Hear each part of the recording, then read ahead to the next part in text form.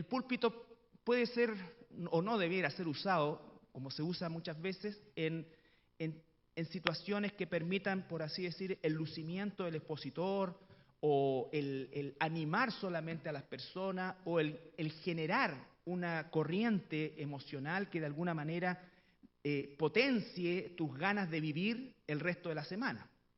No es eso lo que debiera ser la prioridad del púlpito, aunque por sí solo la palabra debiera también producirlo.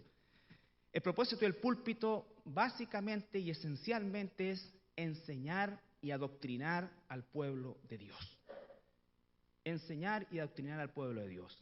Y por eso es que el concepto que vamos a comenzar a revisar el día de hoy es tan importante y está concatenado con todos los demás o las demás series de estudios que hemos llevado adelante durante lo que va ya del año, que finalizó mi hermano Tadeo la semana pasada con el gozo, que es la evidencia, ¿no es cierto?, o un corazón consagrado. Vimos la evidencia de una vida transformada, un corazón consagrado, que vez tras vez la palabra nos dice que eso se expresa hacia el exterior, que definitivamente nosotros no solamente podemos, sino que debemos ser identificados como pueblo de Dios justamente por los patrones que revisamos los dos series de estudios anteriores.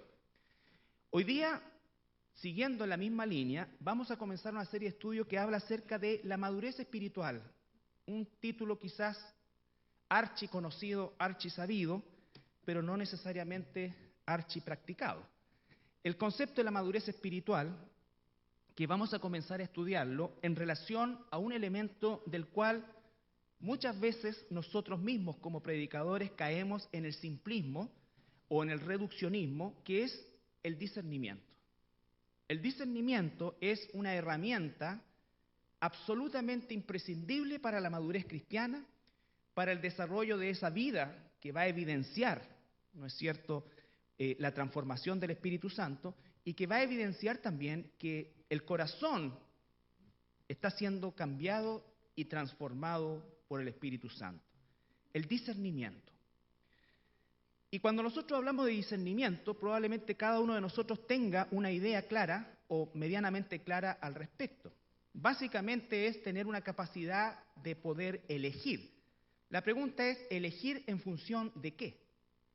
Porque todos los días estamos sometidos a elecciones, elecciones domésticas, elecciones laborales, elecciones sentimentales, en fin, elecciones. Los seres humanos estamos permanentemente haciendo elecciones. El punto es, ¿qué es lo que determina el que elijamos una cosa y desechemos otra? Vamos a revisar algunos aspectos que de manera general se utilizan para elegir algo y desechar otra cosa. Recuerda que siempre que estamos eligiendo algo, estamos desechando otra cosa. No queda una situación, digamos, de manera inerte o sin una calificación.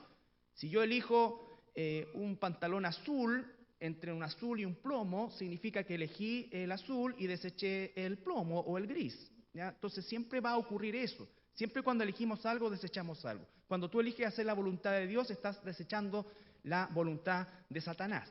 Y al revés, ¿no es cierto?, ocurre exactamente lo mismo. Por lo tanto, el proceso del discernimiento, que es un proceso eminentemente mental, es la base de las elecciones que nosotros hacemos a lo largo de toda nuestra vida como hijos e hijas de Dios. Y lo primero que nosotros tenemos que saber al introducirnos a esto es que vamos a hablar de discernimiento espiritual. Tú puedes tener una habilidad de poder discernir cosas, por ejemplo, en los negocios. Por ejemplo, en el fútbol. Perdonen que yo use a veces ejemplo del fútbol.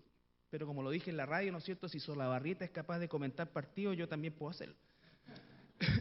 Entonces, porque yo creo que no hay nadie que sepa menos de fútbol que él.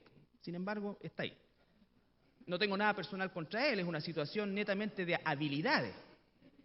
Entonces, siempre se dice, ¿no es cierto?, que un entrenador leyó bien el partido cuando presenta un esquema X o realiza cambios, ¿no es cierto?, dentro de ese esquema que por supuesto se generan o dan como resultado un triunfo. Entonces, hay personas que tienen capacidades naturales para leer cosas en los negocios, ¿no es cierto?, se le habla de olfato, una serie de otras cosas. Bueno, el discernimiento espiritual no se homologa a eso.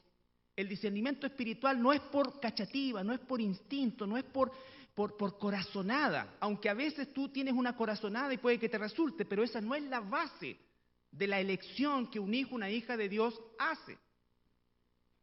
Por eso es tan importante entender el proceso a partir de lo que nos dice la misma palabra. En Hebreos, que va a ser el versículo guía de todo el estudio, Hebreos capítulo 5, versículo 14, después lo vamos a analizar a lo largo de la serie, ¿no es cierto?, del versículo 11 al 14, pero vamos a hoy día enfocarnos en el verso 14 como introducción a la temática. Hebreos capítulo 5, versículo 14.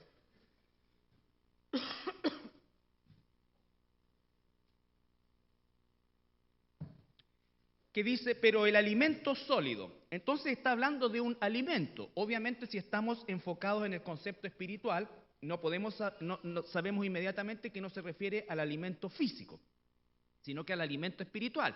Y cuando hablamos de alimento espiritual, no tenemos otra referencia que la Biblia. Por lo tanto, se está refiriendo al alimento sólido, al alimento espiritual único que se encuentra absolutamente en la Biblia. Los reformadores del siglo XVI, ¿no es cierto?, que se les llamó reformadores, pero ellos volvieron a la Escritura, ¿no es cierto?, ellos proclamaron una verdad o un pilar que se llamaba la sola Escritura. Solo la Escritura, nada más que la Escritura.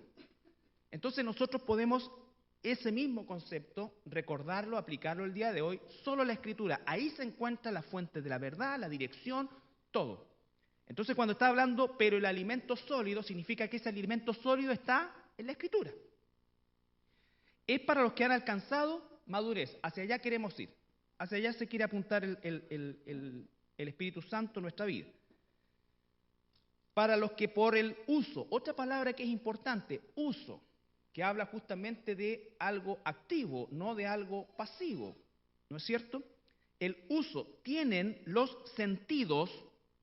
Si estoy hablando de discernimiento espiritual, no estoy refiriéndome entonces, y el contexto es ese, a los sentidos físicos, sino que al sentido espiritual que el Espíritu Santo va a desarrollar en este proceso de madurez, en este proceso, ¿no es cierto?, de transformación, porque dice que el uso tiene los sentidos ejercitados, y aquí viene la palabra, en el discernimiento del bien y del mal. ¿Te das cuenta? Es un pasaje muy completo, muy complejo, que tiene mucha carne en él, pero lo que está diciendo es, el apóstol Pablo, específicamente a los hebreos, les está diciendo que el alimento sólido, ¿no es cierto?, no se les puede dar a personas que están en una situación de infante o de niño o de bebé.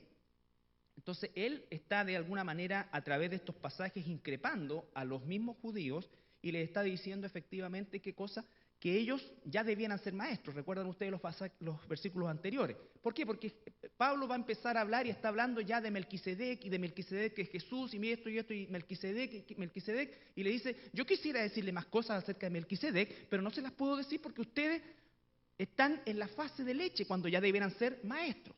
Nosotros como iglesia entramos en un proceso mucho más profundo, de un alimento más sólido. ¿Se acuerda cuando estamos el día miércoles tratando acerca de la elección y de todo el proceso que la Biblia nos habla? Efectivamente, eso es un alimento mucho más sólido. Y ahí es donde tú te das cuenta que de alguna manera todos tenemos un trauma inicial cuando me imagino, cuando no tengo conciencia de eso, pero cuando eres guagua de la leche te pasan a la papilla, debe haber algo, ¿no es cierto?, que se produce, pero que rápidamente el cuerpo, como se está desarrollando normalmente, va a adaptarse y eso en un momento determinado va a ser asumido como la nueva realidad. Por lo tanto, el concepto de madurez está asociado a ejercicio, está asociado a alimento, está asociado a el fruto de eso que es el discernimiento entre el bien y el mal. Entonces, ese es el pasaje que nos va a servir de guía a lo largo del estudio. Hoy día vamos a hacer una aproximación a lo que es el discernimiento. Y lo primero que tenemos que decir que por supuesto la palabra se encuentra en el Antiguo Testamento y en el Nuevo Testamento también. En el Antiguo Testamento la palabra que se traduce en el hebreo es vin, V-I-N, V larga I-N, vin. Es la que más aparece y aparece 250 veces de hecho, y fíjense lo que significa, es separar mentalmente algo. Específicamente la palabra bim está relacionado con ideas. Separar mentalmente ideas. Por eso es que también se traduce como cordura. Vale decir, una persona con cordura es capaz de procesar, ¿no es cierto?, y hacer una elección con cordura. Lo contrario, por supuesto, es la falta de discernimiento. Vuelvo al punto. Recuerde que estamos hablando de un concepto espiritual. Por supuesto, ese concepto espiritual tenemos que aplicarlo en un ámbito social, pero parte como una concepción espiritual. De lo contrario, nosotros vamos a estar haciéndolo en función de los parámetros que el mundo nos entrega. Entonces dice la palabra bim. La segunda palabra es tevona. Tevona, que significa elegir bien, pero en acción. O sea, es algo que va en el día a día, ¿no es cierto? Se nos presenta una situación y tenemos la capacidad de hacer una elección correcta, ¿no es cierto?, en movimiento, ¿ya? En movimiento. Entonces son elecciones que se nos presenta de repente algo de golpe, ¿no es cierto?, ¿qué hacemos? Nos sorprende y tenemos esa capacidad que nos da el Espíritu Santo. Por eso es que esto es tan importante, el concepto de entrenamiento. Sin entrenamiento, ¿no es cierto?, es muy, muy difícil, sin práctica, sin estar, ¿no es cierto?, ejercitado, no vamos a tener esta fineza para poder, ¿no es cierto?, y esta habilidad espiritual como parte del fruto espiritual de tomar una decisión correcta cuando se nos presenta una situación, ¿no es cierto?, de manera ¿no es cierto?, sorpresiva, y nosotros tendemos a paralizarnos o a tomar una mala decisión, ¿ya? Pero la palabra es tebona, y en el griego es la palabra, y hay una tercera palabra que es la palabra shamá, que significa separar con inteligencia. Si ustedes se dan cuenta, la palabra discernimiento que traducimos nosotros en el español, las palabras en el idioma original son mucho más ricas en cuanto a contenido y nos dejan claro el concepto que es separar. Vale decir que en medio de muchas opciones, tú tienes que separar la opción correcta. Con inteligencia, ¿no es cierto?, y con la capacidad de hacerlo muchas veces en acción, en situaciones que van a demandar una respuesta rápida. Una respuesta rápida. El ideal siempre es reflexionar lo que vamos a hablar, lo que vamos a responder. Pero hay veces que nosotros tenemos que hacer esa reflexión como un proceso muy rápido, porque la respuesta lo demanda o la situación lo demanda. Entonces, en el griego la palabra es diacrino y significa separar el bien del mal, también significa juzgar entre el bien y el mal. Cuando la palabra dice que debemos juzgar, ¿no es cierto?, y por otro lado dice después que no debemos juzgar, la palabra que se usa en juzgar y nos permite juzgar es diacrino. El cristiano permanentemente debe estar juzgando las situaciones, juzgando la doctrina, juzgando. Lo que no debemos hacer nosotros es juzgar personas, pero el juicio sobre lo que una persona dice va a determinar mi posición frente a esa persona. El Señor Jesucristo dice en un momento determinado, con aquellos que se llaman cristianos pero viven como paganos, ni siquiera se sienten a comer, ¿no es cierto? Eso es lo que dice la Escritura. Entonces yo hago un juicio de la Escritura, y si la Escritura determina eso, da como resultado eso, lo vamos a ver más en profundidad, significa que yo me aparto. ¿Qué es lo que va a decir la persona? Me estás juzgando, ¿no es cierto? Ese es un asunto habitual que ocurre entre nosotros, y por eso es que en la iglesia cristiana actual hay tanto lobo en medio de las ovejas, porque estamos casi nosotros impedidos de hacer, entre comillas, un juicio. El juicio, ¿no es cierto?, va a traer como consecuencia una elección, un resultado. Y ese resultado muchas veces va a significar una situación incómoda en lo social, incómoda en lo laboral, incómoda en lo familiar, pero es a eso que nos llamó el Señor. Por eso que no hay contradicción en la Escritura. Tú tienes que saber el contexto y tienes que saber la palabra más profundamente. La palabra dice, por ejemplo, que el Señor vino a traer paz, pero en otra parte dice que no vino a traer paz. ¿De qué se está refiriendo? ¿Se está contradiciendo? Obvio que no. Los simples, sin el Espíritu Santo, dicen, ¿ves? Aquí hay contradicción. Pues. Aquí dice que vino a llamar a paz, Él es el príncipe de paz, pero aquí dice que viene a traer espada. ¿Cómo respondemos a eso nosotros? ¿Te das cuenta? Entonces, es fundamental el concepto del discernimiento porque nos lleva efectivamente a tomar la decisión correcta a los ojos de Dios. A los ojos de Dios. Es un proceso mental. Es un proceso mental. Es un proceso que requiere inteligencia. Es un proceso que requiere sabiduría. Vamos a ir a Proverbios capítulo 2, versículo 1. Proverbios capítulo 2, versículo 1.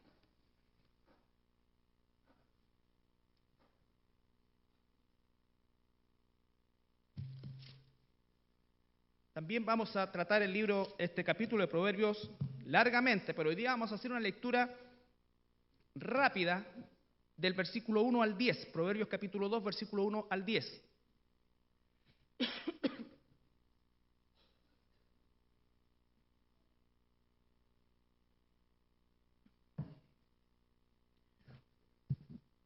Hijo mío, por lo tanto, lo primero que tengo que saber, que estoy hablando de una relación, de un nacido de nuevo, una nacida de nuevo con su Padre Celestial, con nuestro Padre Celestial que es Dios. Esto no corre para quien no ha nacido de nuevo. La predicación de la palabra de Dios, la enseñanza de la palabra de Dios es para el pueblo, el evangelismo es para el mundo. Entonces dice, hijo mío, si recibieres mis palabras, primera cosa, entre Proverbio y Hebreo hay siglos de diferencia en cuanto a su escritura, pero es el mismo espíritu. Si recibiere mi palabra, ¿cuántos cristianos no reciben la palabra de Dios? ¿Qué es no recibir la palabra de Dios? No es que te presto mi Biblia. Para poder recibir la palabra de Dios, primero tengo que relacionarme con la palabra. Y recibir lo que me dice la palabra se traduce en obedecer lo que dice. Cuando alguien dice, oye, te voy a dar un consejo, cuando tú dices, voy a recibir tu consejo, ¿qué es lo que estás diciendo intrínsecamente? Voy a hacerlo. Si no lo recibes, entonces significa, si no lo haces, significa que no lo recibiste. Entonces, si tú recibes mi palabra, ahí está la piedra de tropiezo de nosotros como cristianos, que no recibimos la palabra de Dios. Y vivimos preguntándole a Dios cuál es su voluntad, porque pensamos solamente en nosotros. Pensamos que la voluntad de Dios se reduce a si tengo que comprarme esto o no tengo que comprarme, si tengo que andar con esta persona o tengo que esperar a esta otra, si tengo que ir a este trabajo. Y hay una inmensa frustración y por eso es que se va a toda esta suerte de adivinos, ¿no es cierto?, espiritistas que le dicen, sí, tú toma el trabajo. O sí, tú, o el Señor me dijo, y todas estas babosadas que habitualmente nosotros escuchamos, ¿no es cierto?, que se dan, es porque las personas, los hijos de Dios, no recibimos la palabra de Dios. Porque si no recibimos la palabra de Dios, ¿cómo esperamos que Dios nos guíe en aquellas situaciones que no están escritas en la Biblia? Que no están escritas en la Biblia. Entonces la gran falencia es ese analfabetismo bíblico en el que solemos encontrarnos habitualmente por una falta de hábito, por lo que tú quieras. Pero aquí está diciendo, si recibieren mis palabras y mis mandamientos guardares dentro de ti. Recuerde que analizamos largamente la palabra guardar, que significaba cumplir una acción en el marco establecido. Es lo que se traduce hoy día como protocolo.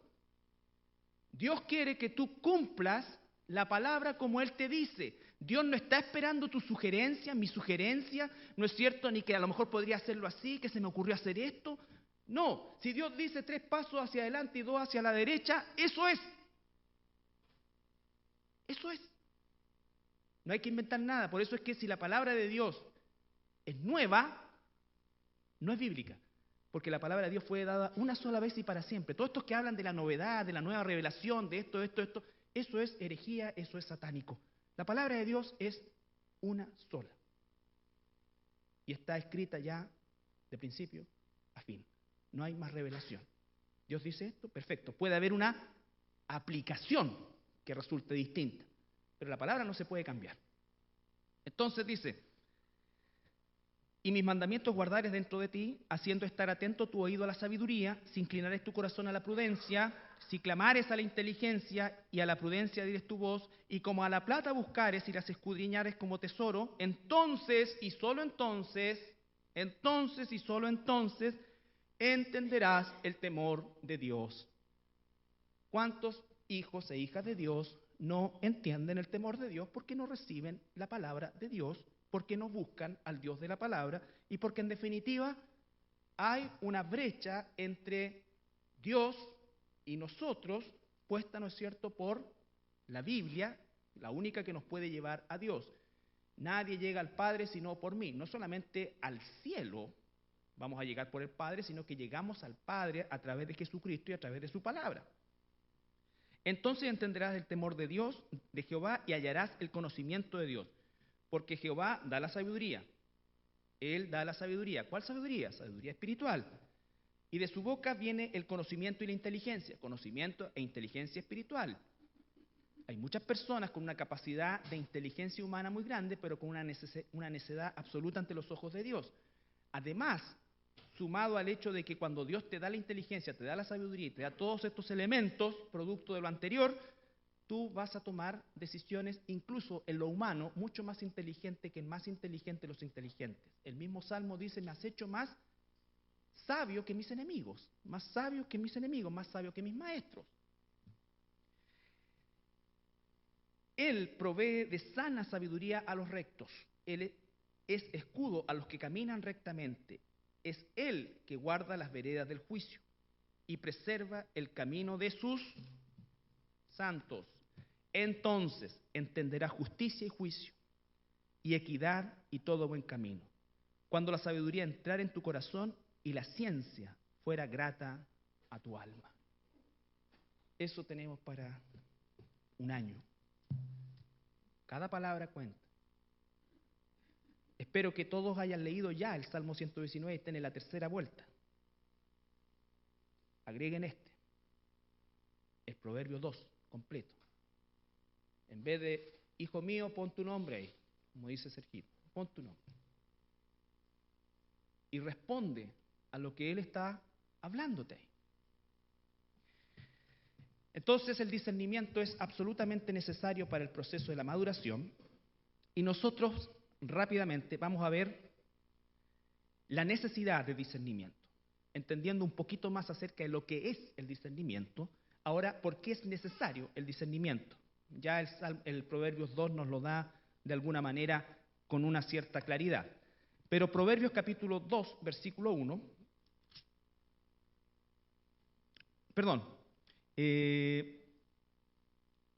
Ezequiel 44, 23.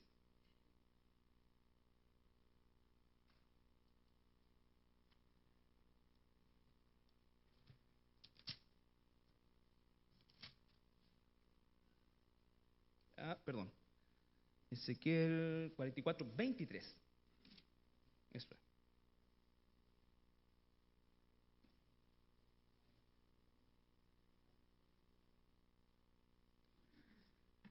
Manifiesta la necesidad de que el pueblo, Ezequiel 44, 23,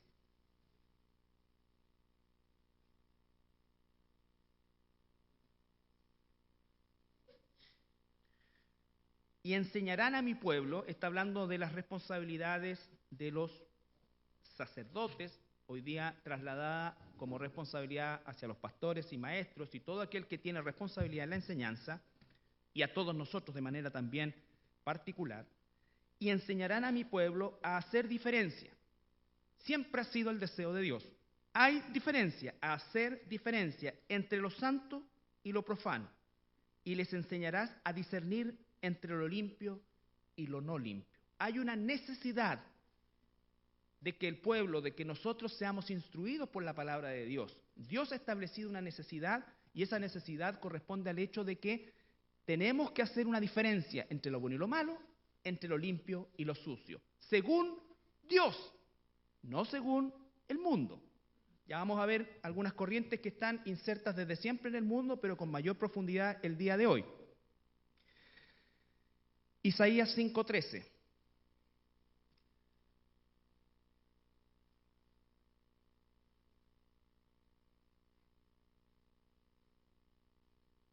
Isaías 5:13.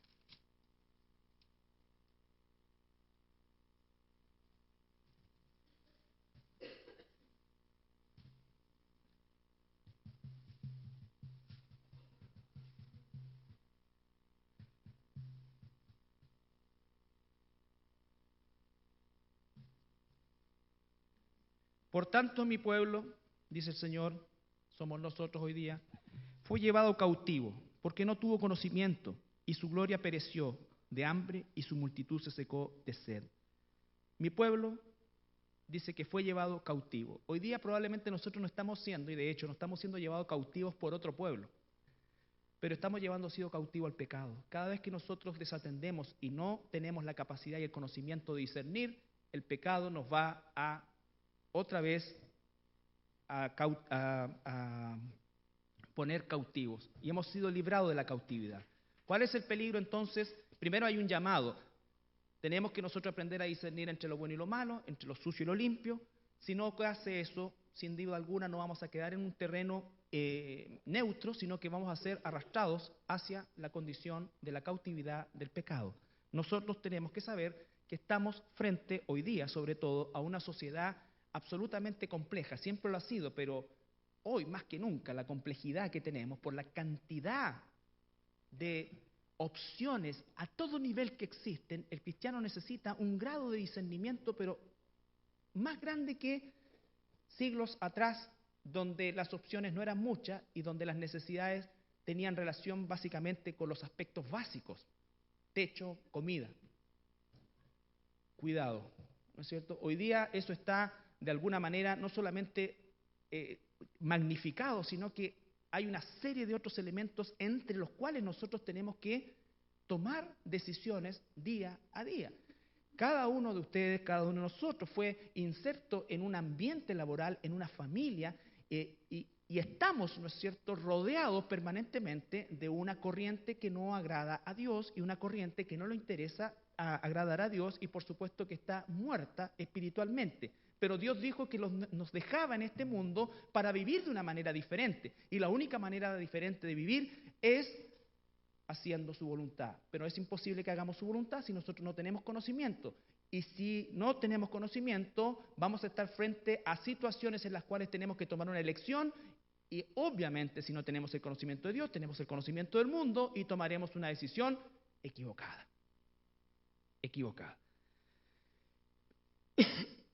Primera de Corintios capítulo 2 versículo 14. Primera de Corintios capítulo 2 versículo 14.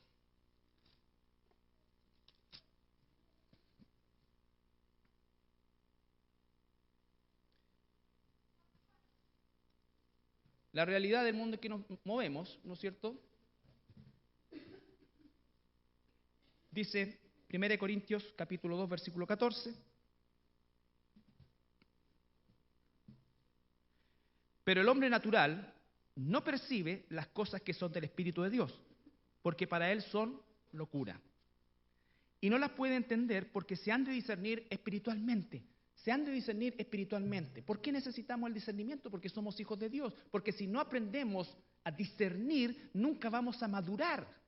Porque la madurez va de la mano con el discernimiento, y el discernimiento va de la mano con la sabiduría, con el conocimiento, con la relación personal con Dios, con el proceso de transformación. Eso va a dar como consecuencia que cuando tú y yo estemos frente a opciones, vamos a tener la capacidad, incluso la fineza espiritual de ver, porque Satanás no es un burdo, Satanás es absolutamente seductor, es un lobo con piel de oveja, se viste como un ángel de luz. Tú nunca vas a ver a Satanás de una manera espantosa. Siempre vas a ver el accionar de Satanás de una manera sutil, agradable, atractiva, cautivante.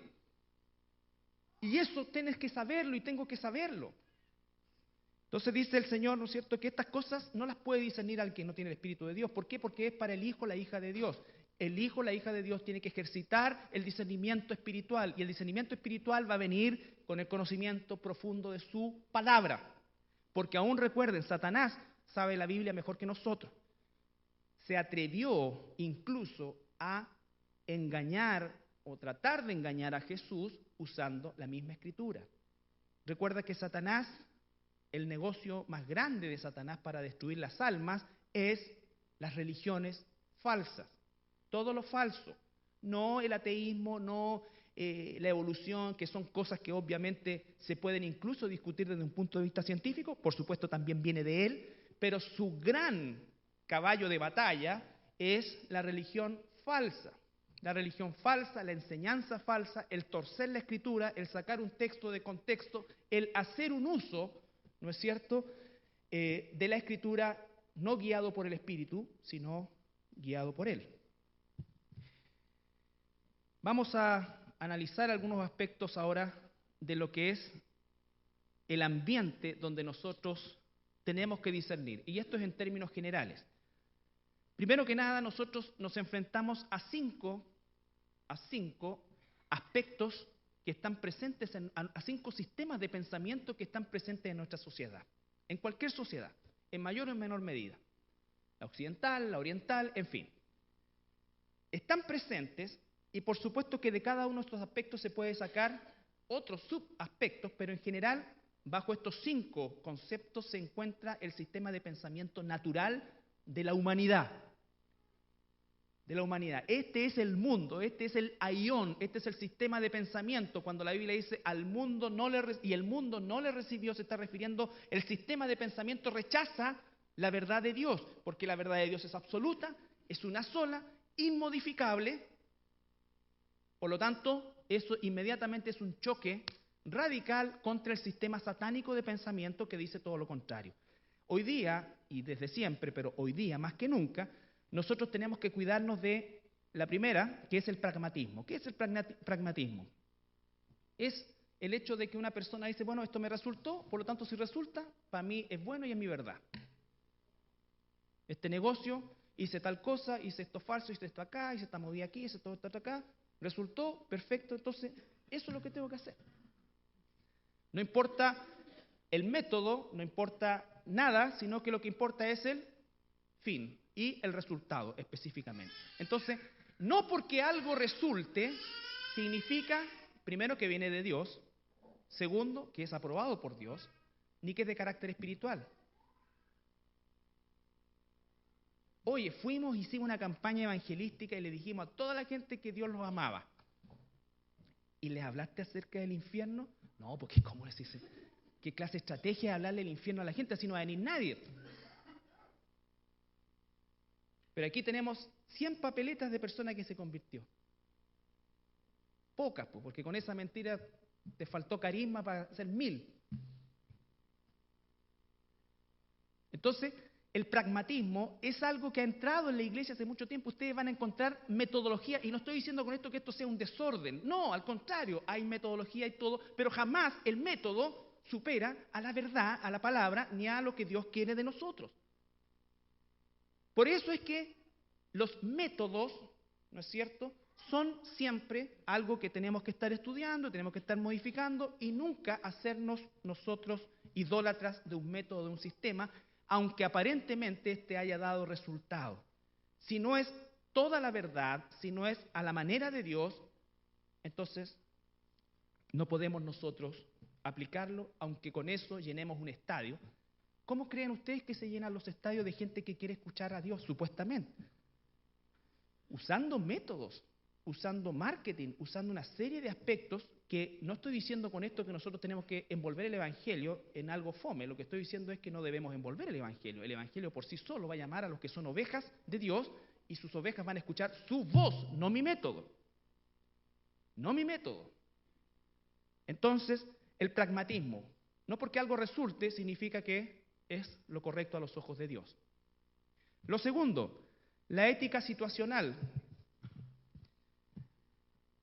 La ética situacional o la ética emocional también es que nosotros podemos pensar que algo es bueno o verdadero porque lo hicimos con buena intención. Yo lo hice con la mejor intención, ¿no es cierto? No le quise decir todo porque en realidad no quería que se sintiera, no quería que dejara de venir, no quería, y nosotros entonces lo que estamos haciendo es manejar la verdad para no perder la presa. Para no perder la presa. Entonces tomamos decisiones de carácter emocional o la ética situacional que se da muchas veces, bueno, es como decir, es por amor. Lo hicimos por amor, ¿no es cierto? Nos amamos. Hicimos esto que aunque la Biblia dice que no debíamos hacerlo, lo hicimos igual, tuvimos relaciones sexuales antes de casarnos porque nos amamos. Y el amor se expresa de esa manera. Entonces dice el Señor, no. Aunque sea algo que se hizo con la mejor intención, con un amor genuino, si no está bajo la voluntad de Dios, te das cuenta que ya podemos empezar a discernir profundamente. Entonces, por amor, por sentimiento, me invitaron a ser madrina de bautizo, padrino de bautizo, y yo, no quiero ofender a nadie, quiero porque en el fondo lo que estoy queriendo, mira, es, yo estoy contando cosas de la vida real, ¿eh? Lo que quiero yo es que, claro, así entonces yo voy a ser padrino de él, pero yo así, de esa manera voy a lograr que él venga, porque entonces así, yo voy para allá, pero él viene para acá. Así es. Si yo sé, total, yo me paro atrás y yo no repito nada. No participéis de las obras de las tinieblas, dice. Entonces, no podemos nosotros operar, porque el mundo opera así. Un presidente que se llama cristiano, que lo inviten a una ceremonia budista, probablemente pierda la primera magistratura o se le vaya mucha gente encima. Pero no por eso va a ir allá. Si él confía que Dios lo llevó a ese lugar, Dios lo mantendrá. Pero no haciendo estos, transando la verdad con estas situaciones por una ética situacional, ¿no es cierto? O una ética emocional de no querer ofender a alguien. ¿Ya? Por ejemplo, si fuera un presidente cristiano verdadero, no va al TD un católico, ni manda a ninguno de sus ministros si él es el que manda. Y que quede la que quede sería re bueno. Me gustaría vivir para eso. Pero tampoco iría al evangélico. Claro. Porque está lleno de reglas en un lado, reglas en el otro. Tendría que hacer uno especial y buscar una persona adecuada. Si yo fuera un presidente cristiano, jamás tendría un capellán católico. Entonces, de eso se trata la ética situacional o la ética emocional, que no queremos ofender o que de repente nos vemos contra la espada y la pared y salimos con alguna mentirilla para salir del paso. El tercer aspecto, que es desde mi punto de vista el más peligroso, es el egocentrismo y el hedonismo, que es lo que tiene podrida a gran parte de la predicación el día de hoy, porque algo es bueno o es verdad porque me hace sentir bien. Nada más, yo voy a este lugar porque me siento bien, me desahogo, veo acá todo, y lloro y grito. Y no estoy diciendo nada contra llorar, gritar, hacer esas cosas, aunque en la iglesia nunca debieran hacerse, ¿no es cierto? A la manera de un desorden. Pero la persona está ahí porque se siente bien. A alguien que uno le habla medio machucado, ¿no es cierto? Y que dice, pero yo no estaría nunca contigo como pastor si tú me hablaras así. Yo no quisiera tenerte nunca como oveja. Así que estamos a mano. Yo no quisiera tenerte nunca como oveja, porque si tú vas a estar aquí por el tono de voz que uso yo, ¿de qué estamos hablando? El tono de voz es una cosa, puede ser circunstancial, puede ser esto. A veces, como decía una hermana, me decía, a ti se te nota, claro, y se nota cuando uno de repente se le suben los decibeles, pero espero que esa no sea la razón por la cual te quedas o te vas. La única razón por la cual tú tienes que salir arrancando de un lugar es cuando te están enseñando falsa doctrina. Pero hoy día, ¿cuál es el objetivo principal de los cristianos? Sentirse bien. No digo que para estar en la verdad tengo que sentirme mal, pero ese no puede ser el parámetro porque ese es el mundo. El mundo hace cualquier cosa por sentirse bien y la iglesia cristiana, entre comillas cristiana, también está cayendo en hacer cualquier cosa por sentirse bien. Y hay gente que está en ese lugar y no discierne entre el bien y el mal porque lo único que le importa es sentirse bien, salir lleno con las pilas cargadas. Si queréis las pilas cargadas, métete el enchufe en la nariz. Primero que nada, no tenemos pila. Qué fácil sería si tuviéramos pila, sería sacarla y cargarla y te quedas esperando que se termine de cargar. Pero hay que trabajar, hay que trabajar. Entonces no es el egocentrismo, el hedonismo, que desde mi punto de vista, lo más peligroso el día de hoy, porque mucha gente se va a sentir mal, yo mismo, tú mismo te puedes sentir mal en un momento determinado, pero que sea eso, porque la palabra me pegó un cachetazo de tal magnitud que me hace caer de rodillas delante del Señor. Pero no estemos hablando de Jesús, las únicas veces que reaccionó de manera violenta, en una violencia santa, porque Él nunca pecó, fue cuando comenzaron en el templo a violar la santidad del templo, cuando violaban la santidad de la palabra, pero cuando hacían cosas contra Él, dice que no abría su boca. Pero hoy día es al revés, nosotros nos saltamos por la palabra, no contendemos ardientemente por la fe que una vez nos fue dada, como dice el libro de Judas, la carta de Judas, sino que nosotros inmediatamente disputamos cuando nos sentimos tocados nosotros, cuando nuestro orgullo, nuestra, entre comillas, persona es atacada, es herida, ahí saltamos. Pero no saltamos cuando la palabra es ofendida. Es más, hasta lo celebramos.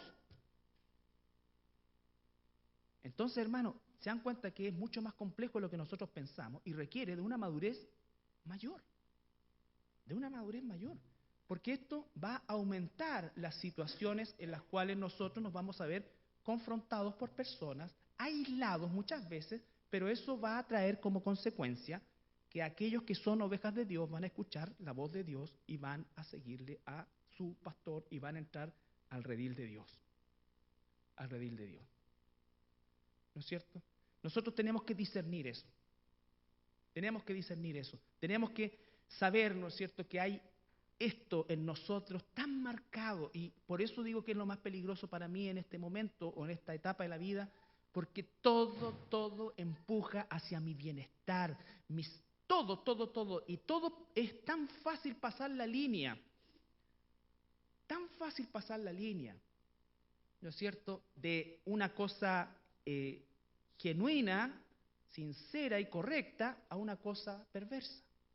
Pasa con todos los sistemas, ¿no es cierto?, de la moda, en fin, todo esto es una línea fina. Es cierto, tenemos que cuidar el cuerpo, es templo del Espíritu Santo, todo, pero no nos podemos obsesionar con el cuerpo, porque esto es un cuerpo corruptible. Tampoco es para que los dejemos botados. Y Dios nos da lecciones en eso. O sea, si yo me muero de cáncer a la próstata, yo creo que lo primero que va a hacer el Señor me va a pegar una cachetada, de veras. Porque estoy dejando de lado una situación que ya a mi edad debiera hacerlo. Mis exámenes de sangre, tus exámenes de sangre, está bien, yo tengo que vivir lo que tengo que vivir, pero no puedo descuidar eso. Pero otra cosa son, ¿qué cosa? La obsesión, el rollo, esto, la arruga. Mira, no es el tema, pero tú sabes a lo que me estoy refiriendo. Tú sabes a lo que me estoy refiriendo. Y eso es parte del hedonismo, el egocentrismo. Todas las cosas tienen, y por eso es que necesitamos discernimiento. Porque está tan mal el que tiene el colesterol entre 150 como el que no se come ni una caluga porque puede subirle una caloría. En ambos lugares está la situación equivocada. Tenemos que saber discernir. Ahora, si no te gusta el dulce, otra historia, pero que no sea por esa obsesión de...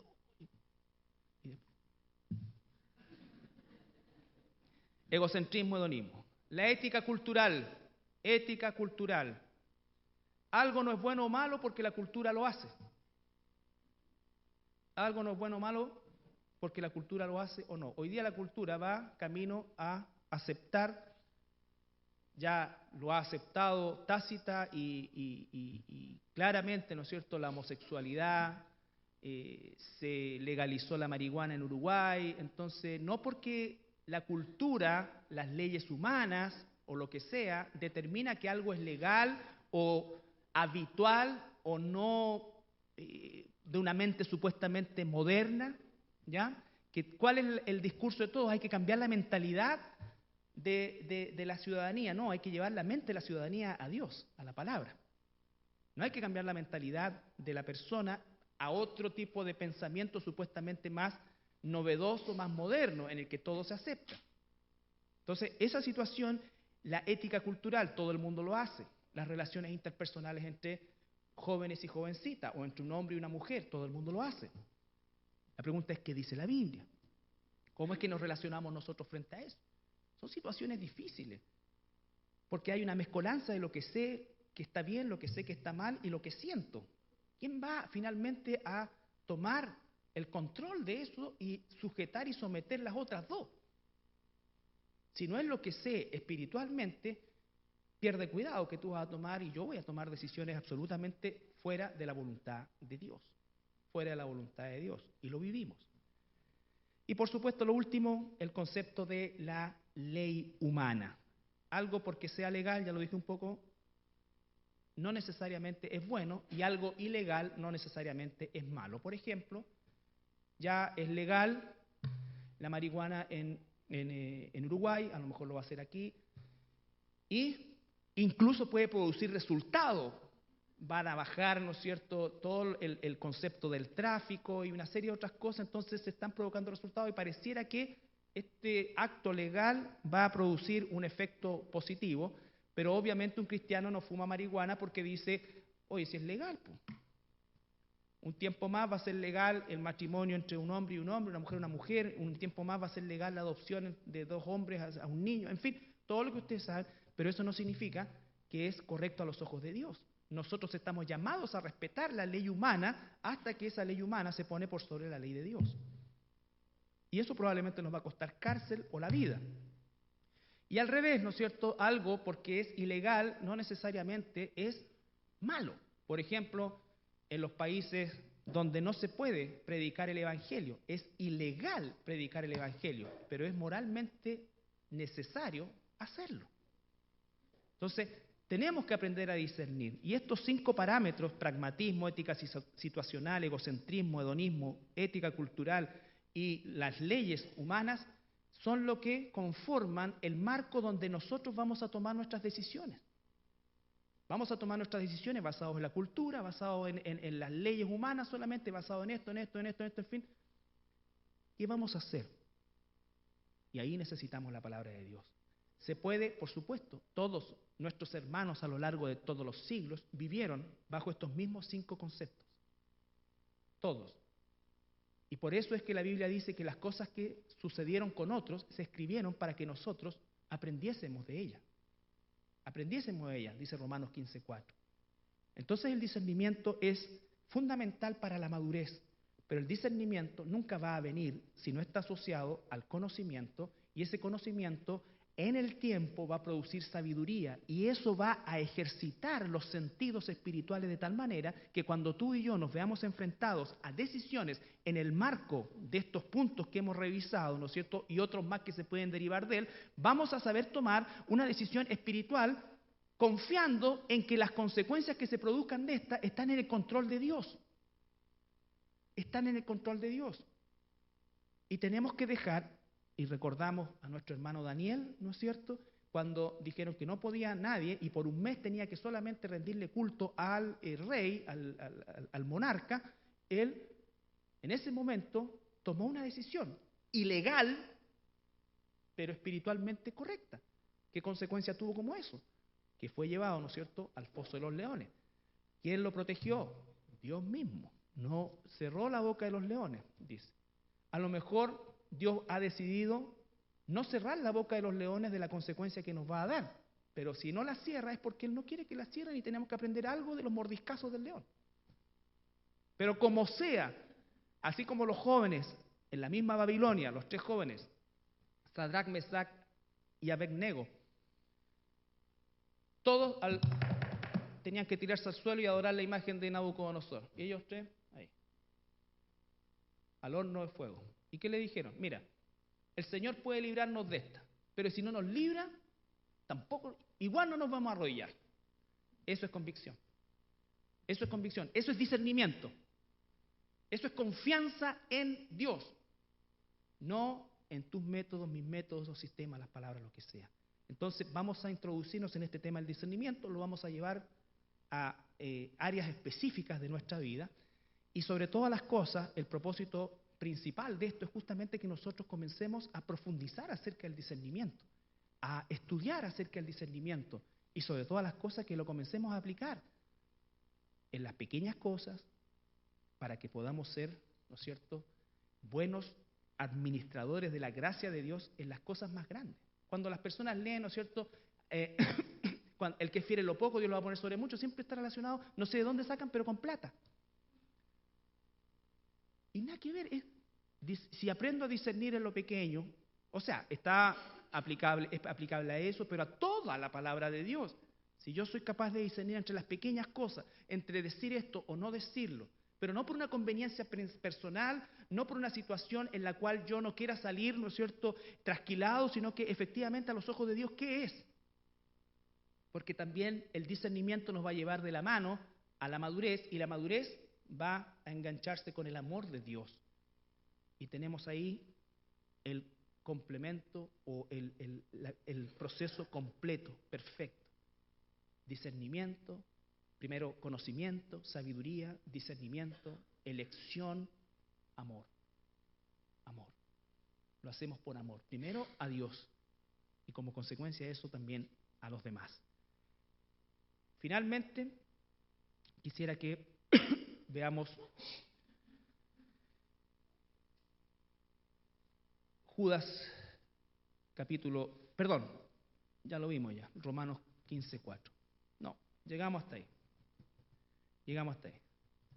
Judas 3 también lo nombramos. Llegamos hasta ahí. Entonces, vamos a estar algunas semanas en este tema del discernimiento.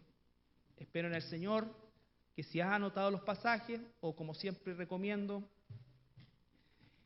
en lo posible, un diccionario bíblico donde exista la palabra discernimiento, donde existan todas esas palabras y tú puedas estudiarlo. Escudriña la palabra, pero siempre personalízala. Personalízala en ti, por supuesto, no en otra persona. ¿Nos ponemos de pie para orar?